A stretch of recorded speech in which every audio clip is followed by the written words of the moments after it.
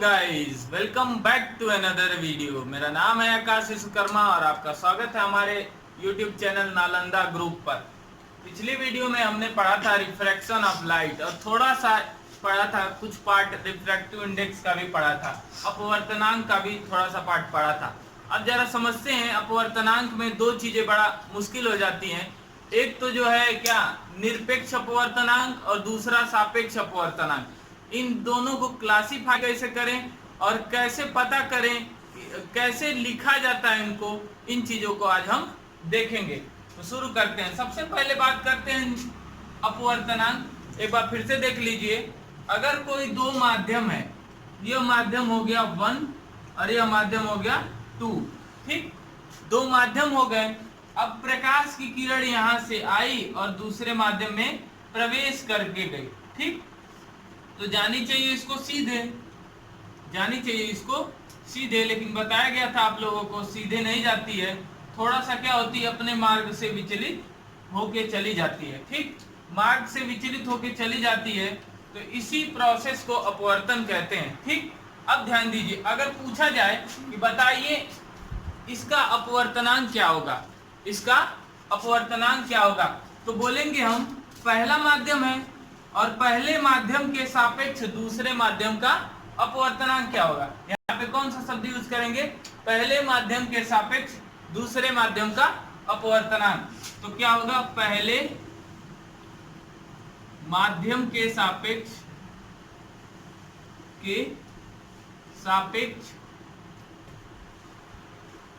दूसरे माध्यम का अपवर्तनांक, दूसरे माध्यम का अपवर्तनांक।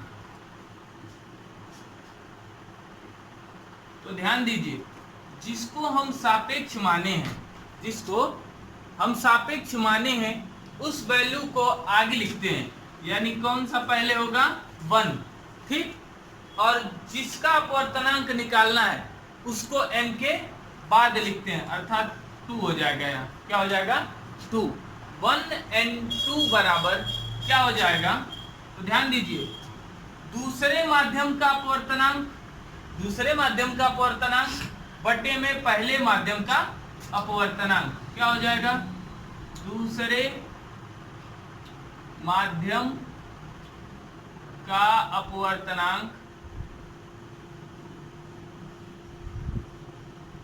और बटे में पहले माध्यम का अपवर्तनांक, पहले माध्यम का अपवर्तनांक,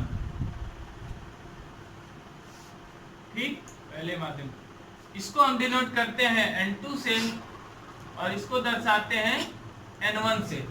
तो 1n2 equal to n2 upon n1 हो जाएगा। क्या हो जाएगा, n2 अपान n1 हो जाएगा।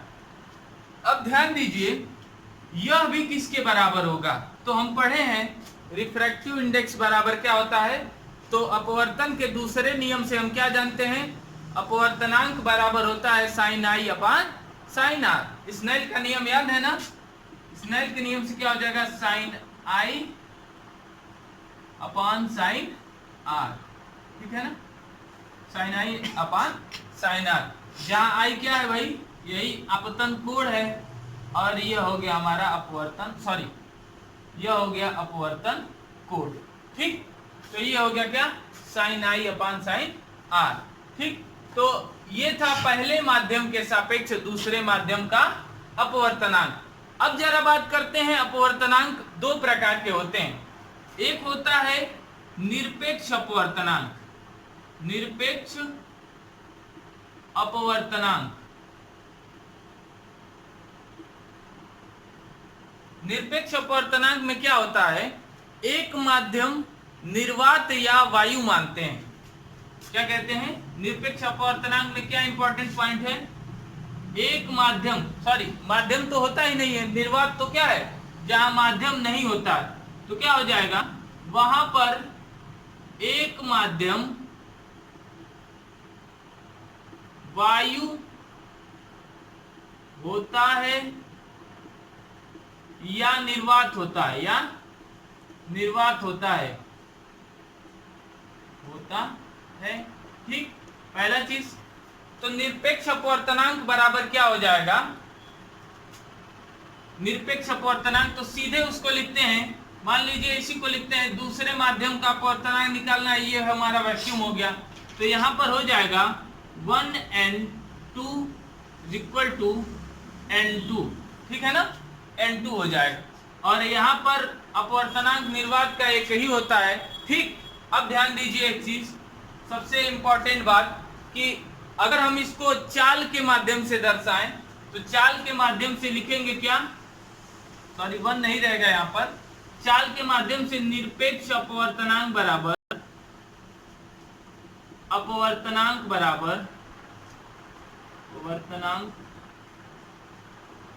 तो क्या होगा,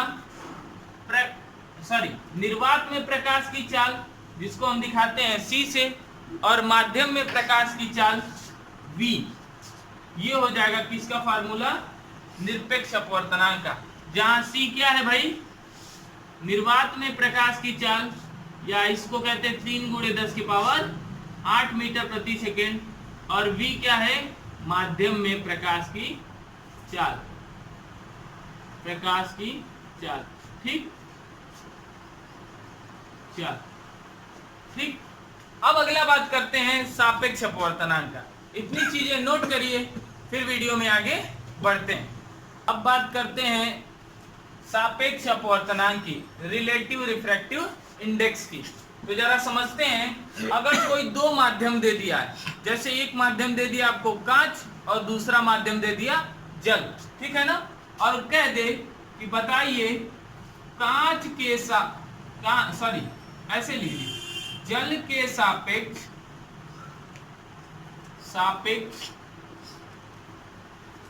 किसका अपवर्तनांक, कांच का अपवर्तनांक ज्ञात कीजिए, कांच का अपवर्तनांक ज्ञात कीजिए। तो कैसे लिखेंगे भाई हम, तो बताए हैं अभी, जिसको हम सापेक्ष मानते हैं उसको n के आगे लिखते हैं। तो जल को मान लीजिए हम W से दर्शाते हैं, तो W n, और कांच को लिखेंगे G, ग्लास, ठीक। WnG बराबर, तो क्या हो जाएगा, बताए थे कि Ng अपॉन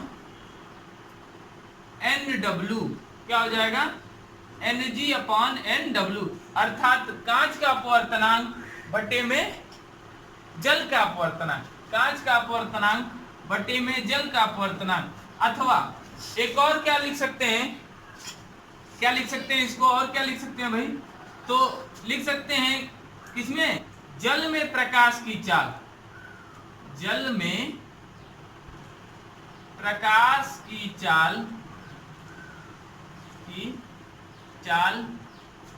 इसको कह सकते हैं VW, ठीक, बटे में कांच में प्रकाश की चाल,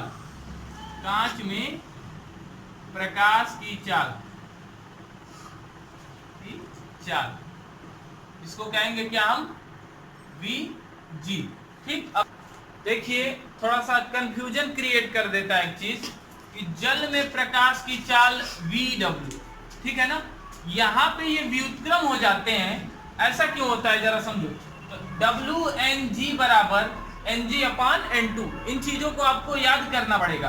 और जरा समझिएगा, यह भी वायु के सापेक्ष निकला होगा और यह भी वायु के सापेक्ष निकला होगा, और इन दोनों के अपवर्तनांक को जब रखते हैं तो आ जाता है जल में प्रकाश की चाल VW अपॉन कांच में प्रकाश की चाल। अर्थात जो सापेक्ष माना गया है, ध्यान दीजिए, जिस वैल्यू को सापेक्ष माना गया, किसको, जल को माना गया है, तो उसके चाल को ऊपर लिखते हैं, तथा जिसका अपवर्तनांक निकालना होता है उस माध्यम में प्रकाश की चाल को कहां लिखते हैं, नीचे लिखते हैं। ये चीज याद रखिएगा, ठीक है ना। तो सापेक्षिक अपवर्तनांक में क्या होता है कि अगर 1n2 हो तो क्या होगा, n2 अपॉन n1 हो जाएगा, बराबर, और क्या होगा, 1 में प्रकाश की चाल और बटे में हो जाएगा 2 में प्रकाश की 2 में प्रकाश की चाल। ठीक है ना, ये चीज याद रखिएगा। यही चीज कहलाता है रिलेटिव रिफ्रैक्टिव इंडेक्स, सापेक्षिक अपवर्तनांक। जरा इसको एक बार हल करके बताते हैं। देखिए, अगर कह देगा कि कांच का अपवर्तनांक, किसका? कांच का अपवर्तनांक, कांच का अपवर्तनांक अगर दे देगा आपको कि कांच का अपवर्तनांक है कितना? 3/2। ठीक, और जल का अपवर्तनांक दे दे, जल का अपवर्तनांक कितना दे देता है भाई? 4/3। और आपसे पूछे कि बताइए इन दोनों का सापेक्षिक या जल के सापेक्ष कांच का अपवर्तनांक ज्ञात कीजिए। क्या ज्ञात करना है? जल के सापेक्ष कांच का अपवर्तनांक। तो जल के सापेक्ष लगा दीजिए WnG बराबर, पहले क्या बोला है? Ng। Ng मतलब कांच का अपवर्तनांक, तो हो जाएगा 4/3। ठीक, सॉरी, कांच का अपवर्तनांक 3/2। ठीक, और अगर आपसे पूछ दे Nw जल का अपवर्तनांक, तो है हमारा 4/3, तो ये जाएगा ऊपर। ठीक, तो ये हो जाएगा 3 × 3/8, 9/8। तो क्या हो गया? जल के सापेक्ष कांच का अपवर्तनांक क्या हो गया? 9/8। और बताया गया था इसकी कोई यूनिट नहीं होती, ये एक रेशियो होता है। ठीक है ना। अब आगे चलते हैं, जरा ध्यान दीजिए। अगर आपसे पूछ दे, अगर आपसे कह दे कि बताइए जल में प्रकाश की चाल को दे दिया, सॉरी कांच में दे दिया, कांच में प्रकाश की चाल दे दिया हो और पूछ दे कि बताइए जल में प्रकाश की चाल क्या होगी। कांच में प्रकाश की चाल दे दिया हो, कितना दे दिया हो? 2 × 10⁸ मीटर प्रति सेकेंड दे दिया है। क्या? जल में सॉरी कांच में प्रकाश की चाल, इसमें दे दिया है Vg, दे दिया आपको कांच में प्रकाश की चाल। और पूछ देगा कि बताइए क्या होगा जल में प्रकाश की चाल। तो जल में प्रकाश की चाल निकालना है, तो ये वैल्यू हमें पता होगी, ये भी वैल्यू हमें पता होगी, तो हम क्या निकालेंगे? और नीचे की ये वैल्यू भी पता होगी, तो इसको पक्षांतर करिएगा, गुणा भाग करके आंसर लाइएगा। ठीक, इस आंसर को जरूर से कमेंट बॉक्स में लिखिए। अब आगे चलते हैं, ध्यान दीजिए, सापेक्षिक अपवर्तनांक यही था। तो ध्यान देने वाली चीज क्या है? जो वैल्यू हम n के आगे लिखते हैं वह सापेक्ष के साथ है, यानी जल के सापेक्ष, और n के बाद वाली वैल्यू किसके साथ है? जिसका अपवर्तनांक हमें निकालना है। ठीक, तो Ng/Nw हो जाएगा। n दूसरा माध्यम का अपवर्तनांक ऊपर, और नीचे कौन सा माध्यम का अपवर्तनांक? पहले माध्यम का अपवर्तनांक, जिसके सापेक्ष निकालना है। और पहले माध्यम में प्रकाश की चाल बटे में दूसरे माध्यम में प्रकाश की चाल। तो ये था सापेक्षिक अपवर्तनांक। आशा है कि अब इसमें कोई दिक्कत आप लोगों को नहीं होगी। इतना पॉइंट नोट करिए, फिर वीडियो में आगे बढ़ते हैं। अब बात करते हैं लेंस की। तो लेंस क्या है? लेंस एक ऐसा पारदर्शी माध्यम है जो 2 वक्र पृष्ठों से या एक वक्र पृष्ठ और एक समतल पृष्ठ से घिरा हुआ क्या है? पारदर्शी माध्यम है, जिसके अंदर कुछ तरल पदार्थ या कुछ पारदर्शी पदार्थ भरा होता है। इसे क्या कहते हैं? लेंस। बात करें लेंस, तो हमारे आंखों के अंदर भी लेंस पाया जाता है।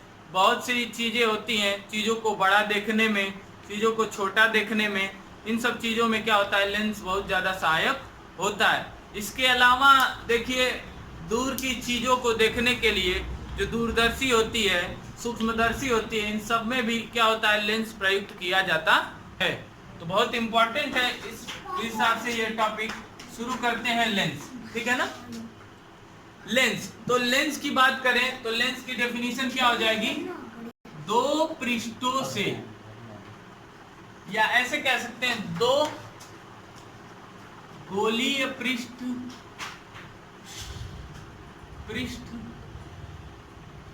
या एक गोलीय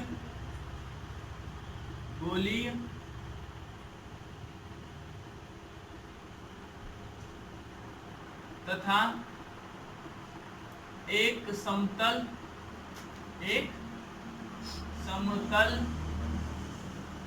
पृष्ठ से घिरा हुआ भाग घिरा हुआ भाग ठीक से घिरा हुआ भाग जो प्रकाश की किरणों को या ऐसे भाग जिसके अंदर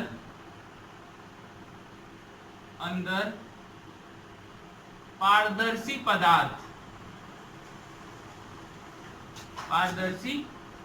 पदार्थ भरा होता है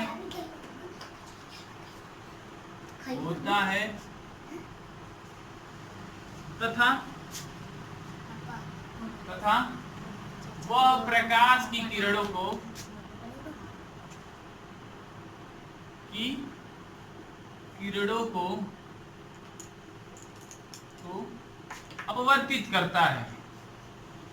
अपवर्तित करता है उसे क्या कहते हैं? लेंस कहते हैं। ठीक है ना? दो गोलीय पृष्ठ या एक गोलीय तथा एक समतल पृष्ठ से घिरा हुआ भाग जिसके अंदर पारदर्शी पदार्थ भरा होता है वह प्रकाश की किरणों को अपवर्तित करता है, उसे क्या कहते हैं? लेंस कहते हैं। बात करते हैं लेंस के प्रकारों की, तो लेंस दो प्रकार का होता है। वैसे तो बहुत प्रकार के होते हैं, लेकिन मुख्य रूप से दो प्रकार का हमें पढ़ना है। ठीक है ना? 6 प्रकार के लेंसों में से हम कितने पढ़ेंगे? बस 2 प्रकार को पढ़ेंगे। एक पढ़ेंगे हम लोग उत्तल लेंस। कौन सा लेंस? उत्तल लेंस। ठीक है ना? और दूसरा पढ़ेंगे अवतल लेंस। ठीक है ना? अवतल लेंस। ठीक, इस लेंस को कहते हैं कॉन्वेक्स लेंस, से कहेंगे कॉनकेव लेंस। ठीक, अब जरा समझते हैं ये लेंस होते क्या एक्चुअल में।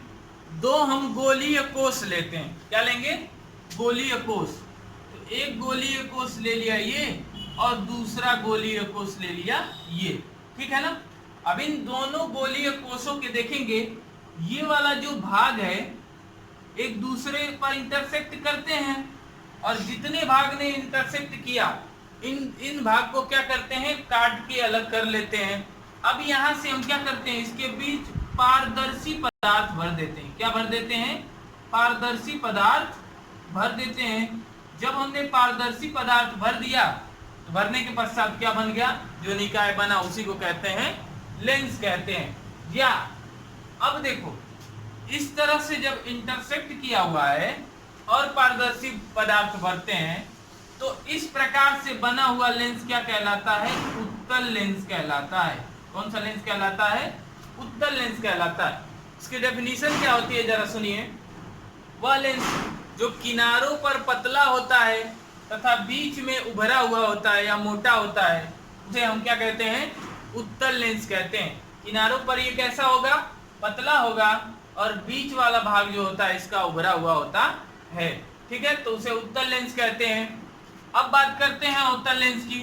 तो अवतल लेंस कैसे बनता है जरा समझिए।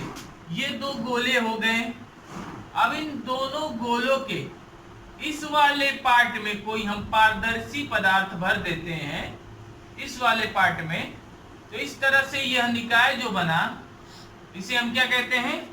अवतल लेंस कहते हैं। इसे क्या कहते हैं? अवतल लेंस कहते हैं। तो इसकी डेफिनेशन बिल्कुल इसकी उल्टी हो जाएगी। क्या हो जाएगा? कि ऐसा लेंस जो किनारों पर चौड़ा तथा बीच में पतला होता है उस लेंस को हम क्या कहते हैं? अवतल लेंस कहते हैं। उस लेंस को हम क्या कहेंगे? अवतल लेंस कहेंगे। अब बात आती है लेंस से जुड़े कुछ महत्वपूर्ण बिंदुओं की। तो जरा समझते हैं लेंस से महत्वपूर्ण बिंदु कौन कौन से हैं। पहला आता है, पहली टर्मिनोलॉजी, प्रकाशिक केंद्र। क्या आ जाएगा? प्रकाशिक केंद्र। चीजों को नोट करते रहिए और आगे बढ़ते रहिए। पहला क्या है? प्रकाशिक केंद्र, जिसको हम कहते हैं ऑप्टिकल सेंटर। क्या कहते हैं? Optical centre. ठीक है ना? ऑप्टिकल सेंटर क्या होता है जरा समझिए। वह बिंदु, या ऐसे सीधे सीधे जैसे दर्पण में ध्रुव होता है ना, वही काम इसमें क्या करता है? ऑप्टिकल सेंटर करता है। वही काम क्या करता है? ऑप्टिकल सेंटर करता है। जरा समझते हैं। इस जो लेंस है, इस लेंस के मध्य भाग को, इस लेंस के मध्य भाग को हम क्या कहते हैं? ऑप्टिकल सेंटर, प्रकाशिक केंद्र कहते हैं। लेंस के मध्य भाग को, मध्य बिंदु को प्रकाशिक केंद्र कहते हैं। वैसे ही इस लेंस में भी क्या हो जाएगा? यही कहीं प्रकाशिक केंद्र हो जाएगा। ठीक है ना? इसी को क्या कहते हैं? प्रकाशिक केंद्र। इसे हम O से दर्शाते हैं। किससे दर्शाएंगे? O से दर्शाएंगे। ठीक है ना? याद रखिएगा, यह हो गया प्रकाशिक केंद्र। दूसरी बात, दूसरी मुख्य टर्मिनोलॉजी आती है मुख्य अक्ष। कौन सा अक्ष? मुख्य अक्ष। तो थोड़ा सा उसमें क्या था याद करिए जरा। बताए थे कि दर्पण के ध्रुव से लंबवत अनंत तक जाने वाली रेखा को मुख्य अक्ष कहते हैं। दर्पण के ध्रुव से लंबवत अनंत तक जाने वाली रेखा को मुख्य अक्ष कहते हैं। इसमें अलग हो जाएगा, इसमें वो नहीं होगा। इसमें क्या कहता है डेफिनेशन कि जिन गोलीय कोषों से हमारा लेंस वाला भाग कटा हुआ है, हमारा लेंस वाला भाग जिन गोलीय पृष्ठों से कटा हुआ है, इनके केंद्रों को मिलाने वाली आभासी रेखा, क्या कह रहा है?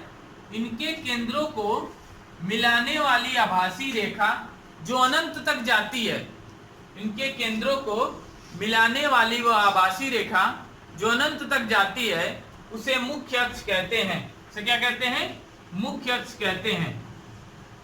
मुख्य अक्ष कहते हैं। Principal axis, principal axis. ठीक है ना? तो याद रखिएगा मुख्य अक्ष क्या हो गया कि जिन गोलीय पृष्ठों से हमारा लेंस वाला भाग कटा हुआ है, इन दोनों के केंद्रों को मिलाने वाली आभासी रेखा जो अनंत तक जाती है, उसे मुख्य अक्ष कहते हैं। उसे क्या कहते हैं? मुख्य अक्ष कहते हैं। ठीक है ना? ध्यान दीजिएगा। अब मुख्य अक्ष के बाद आता है एक सवाल, फोकस। कौन सा आता है सवाल भाई? फोकस क्या होता है? फोकस से पहले चलते हैं द्वारक। द्वारक, तो द्वारक जानते हैं आप लोग, दोनों किनारों को मिलाने वाली ऋजुरेखीय रेखा को हम द्वारक कहते हैं। ये दो किनारे इसके हो गए और इसको मिलाने वाली जो ऋजुरेखीय रेखा होती है उसे क्या कहते हैं? द्वारक कहते हैं। तो यही ऋजुरेखीय रेखा जो है ना, सीधी रेखा, उसे क्या कहते हैं? द्वारक कहते हैं। द्वारक के बाद आता है चौथा नंबर, ऐसे कह सकते हैं वक्रता केंद्र। लेंस का क्या? वक्रता केंद्र। तो सेम डेफिनेशन, उसमें कोई चेंजिंग नहीं होगी। इन दोनों गोलों की जो केंद्र होते हैं, इन्हीं केंद्रों को क्या कहते हैं? लेंस का वक्रता केंद्र कहते हैं। ठीक। अब बात आती है वक्रता त्रिज्या। तो ऑप्टिकल सेंटर और वक्रता केंद्र के बीच की दूरी को वक्रता त्रिज्या कहते हैं। अगली डेफिनेशन आती है फोकस, पांचवी डेफिनेशन क्या है? फोकस।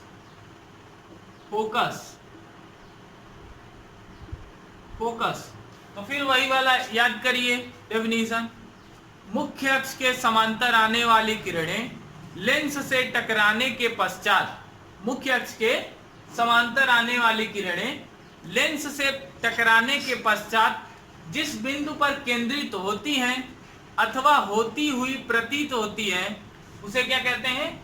फोकस कहते हैं। उसे क्या कहते हैं? फोकस कहते हैं।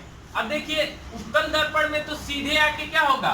फोकस पर आ जाएगा, लेकिन अवतल दर्पण में चीजें चेंज हो जाती हैं। ठीक है ना? जरा समझते हैं क्यों कह रहे हैं ये।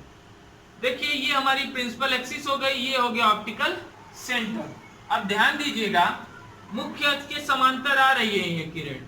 वैसे तो बहुत किरणें आती हैं, लेकिन कुछ को ही हम दर्शाते हैं। ठीक है ना? तो ये टकराने के पश्चात क्या होगी कि जिस बिंदु पर केंद्रित होगी, इसी बिंदु को हम क्या कहते हैं? फोकस कहते हैं। इसी को हम क्या कहते हैं? फोकस। ठीक है ना? अब ध्यान दो, अगर क्या हो, केस अवतल लेंस का हो, अवतल लेंस के केस में क्या होता है कि ये किरणें आएंगी और आके क्या होती हैं, लेंस से गुजरती हैं, लेकिन लेंस से गुजरने के पश्चात ये फैल जाती हैं, फैल जाती है। देखिए एक चीज भूल गए हैं, किरणों को ये बटोरता है ना, इसीलिए इसको कन्वर्जिंग लेंस भी कहते हैं। क्या कहते हैं? कन्वर्जिंग लेंस भी कहते हैं, जिसे कहेंगे अभिसारी लेंस, अभिसारी लेंस। ठीक है ना, तो ये चीज भी ध्यान दीजिएगा, अभिसारी लेंस। और यह किरणों को डाइवर्ट कर रही है, देखिए फैला रही है ना, तो इसे क्या कहेंगे? डाइवर्जिंग लेंस, जिसे कहेंगे अपसारी लेंस। ठीक है ना, अपसारी लेंस, ध्यान दीजिए। तो यह डाइवर्ट होके कहां चली गई? दूर के तरफ। तो जिन किरणों का कहीं मिलने की संभावना नहीं होती, उन किरणों को हम पीछे के तरफ क्या करते हैं? बढ़ाते हैं। तो इसको बढ़ाया जाएगा, तो बढ़ाने पर कहीं ये मिलती हुई प्रतीत होंगी। ठीक है ना, मिलती हुई प्रतीत होंगी। तो इसी बिंदु को क्या कहते हैं? फोकस। क्या कहते हैं? फोकस कहते हैं। ठीक है ना। अब बात करते हैं, फोकस भी हो गया। अब एक और टर्मिनोलॉजी जो है लेंस में बढ़ जाती है, वो होता है द्वितीय फोकस। क्या होता है? द्वितीय फोकस। तो जनरल याद रखिएगा, लेंस से के फोकस से दुगनी दूरी पर जो बिंदु होता है उसे द्वितीय फोकस कहते हैं। या ऐसे भी नहीं समझ में आता है तो सबसे बढ़िया एग्जांपल क्या है, डेफिनेशन इसकी क्या है कि मुख्य अक्ष पर स्थित वह बिंदु जिस पर रखा हुआ वस्तु का प्रतिबिंब बराबर तथा क्या होता है? उल्टा बनता है, उसे क्या कहते हैं? द्वितीय फोकस कहते हैं। फिलहाल इतना नोट करिए, फिर वीडियो में आगे बढ़ते हैं। ठीक।